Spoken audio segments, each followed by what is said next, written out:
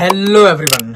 दोस्तों, कभी कभी हम अपनी लाइफ में ऐसी गलती कर देते हैं जिसका पछतावा हमें उम्र भर होता है। और आज की जो हमारी स्टोरी है वो इसी रियल इंसिडेंट के ऊपर बेस्ड है। तो बिना किसी टाइम वेस्ट के अपनी आज की स्टोरी को शुरू करते हैं। दोस्तों, उत्तराखंड के एक छोटे से गांव में राजू नाम का लड़का रहता था। उसकी स्कूल की छुट्टियां पड़ी थी तो वो इन छुट्टियों में अपने नाना नानी के पास जाने का प्लान करता है और वो ये बात अपने मम्मी पापा को बताता है। तो उसके मम्मी पापा भी राजी हो जाते हैं और उसको अगले ही दिन नाना नानी के पास छोड़ आते हैं। वहां पे जाने के बाद राजू अपने नाना नानी से मिलकर बहुत ज्यादा खुश होता है और वो अपनी इन गर्मियों की छुट्टियों का बहुत ज्यादा एंजॉय कर रहा होता है। दोस्तों, एक दिन राजू अपने दोस्तों के साथ खेलने जाता है। तभी उसके साथ कुछ ऐसा होता है जिसका पछतावा उसके फैमिली मेंबर्स को भी आज तक है। जब राजू अपने दोस्तों के साथ खेल रहा होता है तब राजू को अजीबोगरीब आवाज सुनाई देती है। तब राजू अपने दोस्तों से बोलता है कि क्या तुम्हें ये आवाज सुनाई दे रही है? तो उसके दोस्त बोलते हैं कि नहीं, हमें तो कोई भी आवाज सुनाई नहीं दे रही है। तब राजू को थोड़ा अजीब सा लगता है कि यार ये आवाज सिर्फ मेरे को ही क्यों सुनाई दे रही है। तब वो इन बातों को इग्नोर करके खेलने लगता है। लेकिन कुछ देर बाद उसको झाड़ियों में से आवाज आने लगती है और वो जो झाड़ी होती है ना वो भी हिलने लगती है। अब राजू का ध्यान उसी झाड़ी के ऊपर था और तभी उन झाड़ियों के बीच में से एक औरत निकलती है जिसने सफेद रंग की साड़ी पहनी होती है। लेकिन अजीब बात यह है कि उसका कोई चेहरा ही नहीं था। अब राजू डर जाता है और यही देखने की कोशिश करता है कि इसका चेहरा क्यों नहीं है। ठीक है, लेकिन वो जो लेडी होती है वो अजीबोगरीब आवाजें निकाल रही थी। ठीक है, तब राजू को रियलाइज होता है कि ये जो आवाज मुझे इतनी देर से सुनाई दे रही है ये एक्चुअल में यही औरत निकाल रही है। दोस्तों, ये मंजर देख के राजू के तो पैरों तले जमीन ही खिसक जाती है। वो डर के मारे कांपने लगता है।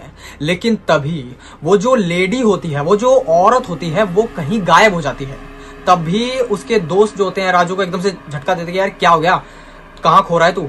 तो राजू ये सब बातें बताता है कि यार तुमने वो औरत नहीं देखी क्या? तब उसके दोस्त बोलते हैं कौन सी औरत भाई, तू कौन से ख्यालों में डूबा हुआ है? तब राजू को रियलाइज होता है कि यार ये जो औरत है ये सिर्फ मुझे ही दिखी थी। दोस्तों, घर आने के बाद वो ये बात अपने नाना नानी को बताता है कि कैसे मुझे खेलते वक्त ऐसा मेरे साथ हादसा हुआ है।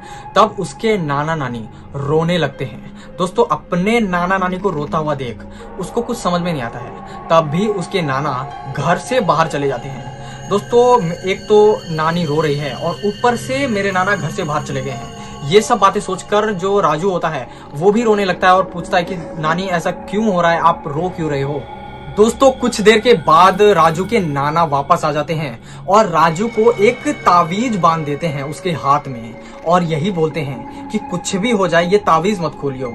लेकिन राजू यहाँ पे पूछने लगता है कि मैंने जब आपको ये बात बताई तो आप घर से बाहर क्यों चले गए और आप मेरे को ये तावीज क्यों बांध रहे हो? उसके मन में बहुत सारे सवाल थे।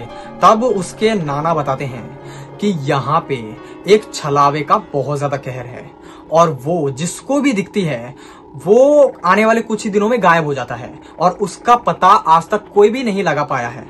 तो दोस्तों, राजू को वो दिखा था इसलिए उनके नाना नानी डर गए थे कहीं हमारा ये राजू भी गायब ना हो जाए। जब राजू को ये बात पता चली तो वो भी बहुत ज्यादा डर गया और अपने नाना नानी से लिपट के रोने लगा कि मुझे बचा लो, मेरे को गायब नहीं होना है। तो उसके नाना ने बताया कि अब डरने की कोई बात नहीं है, मैंने जो तेरे हाथ में ये तावीज बांधी है जब तक तू इसको अपने हाथ में बांधा रहेगा ना तब तक तू सेफ रहेगा।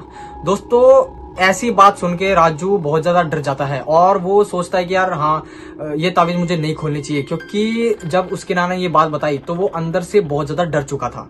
दोस्तों, ये इंसिडेंट होने के बाद राजू के जो नाना नानी होते हैं वो उसके मम्मी पापा को कॉल करके सारी बात बता देते हैं, जिसकी वजह से उसके मम्मी पापा राजू को अगले ही दिन अपने घर पे ले आते हैं।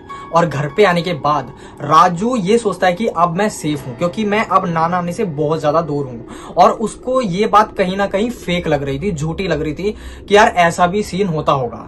इसीलिए वो जो नाना ने उसके हाथ में तावीज बांधी थी वो खोल देता है। दोस्तों, वो तावीज खोलने के 2-4 दिन बाद ही राजू की तबीयत खराब होने लगती है।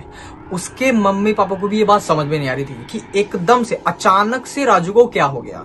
इसलिए वो नॉर्मली डॉक्टर को दिखाते हैं और डॉक्टर भी इस बात को हल्के में लेके उसको दवाइयां देता है, लेकिन उसकी तबीयत ठीक होने के बजाय और ज्यादा बिगड़ती जा रही थी। इसीलिए राजू को हॉस्पिटल में एडमिट करवा दिया जाता है। जब ये बात उसके नाना नानी को पता चलती है तो उनको लगता है कि नॉर्मली छोटा बच्चा है इसलिए बीमार पड़ गया होगा, लेकिन कुछ दिनों बाद ही राजू की मल्टीपल ऑर्गन फेलियर की वजह से उसको नहीं बचाया जा सका।